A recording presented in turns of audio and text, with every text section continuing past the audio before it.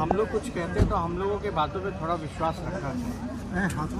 और हमने कल साफ तौर पे ये कहा है कि ये जो मुलाकात जो है शिष्टाचार का मुलाकात था और इतना बड़ा कदम उठाया गया है जो कि हम मानते हैं ऐतिहासिक कदम उठाया गया है। देश को, संविधान को बचाने के लिए जिस प्रकार से ये गठबंधन एक हुआ है, दोनों पार्टियां एक हुई हैं, गठबंधन हुआ, जो लालू जी ने कल्पना की थी वो साकार हुआ। और आप समझिए कि बीजेपी को बिहार और यूपी से करारी हार की शुरुआत हो चुकी है। क्या आरजेडी यूपी लोकसभा में उतरेगी? यूपी से लोकसभा के चुनाव लड़ेगी आरजेडी? कोई सवाल ही नहीं पैदा होता। इस तरह की बातें अगर की जाती हैं, कौन कहां से चुनाव लड़ेगा, नहीं लड़ेगा। अभी इस मामले में यूपी में हम लोग चुनाव लड़ेंगे नहीं लड़ेंगे, ये हमारी पार्टी में अभी कोई चर्चा का विषय नहीं रहा।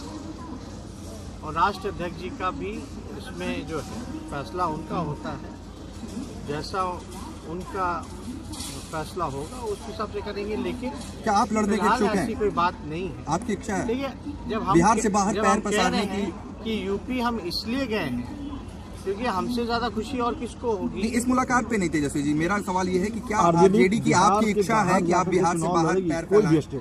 झारखंड में तो हम लोग लड़ते हैं, खासतौर पे हम आपको दो राज्यों का कह सकते हैं, बिहार और झारखंड हम लड़ेंगे। पिछले बार भी लगातार हम लोगों ने झारखंड में 2 सीटों पे लड़ा था और हम लोग वहाँ जो है मजबूती के साथ महागठबंधन जो बन रहा है, जो स्वरूप आ रहा है, उसमें हम लोग एक मजबूत साथी हैं। और बिहार में तो हम लोग जो है चुनाव, जाहिर सी बात है, तो 2 स्टेट्स में अभी हम लोगों का कंसंट्रेशन है।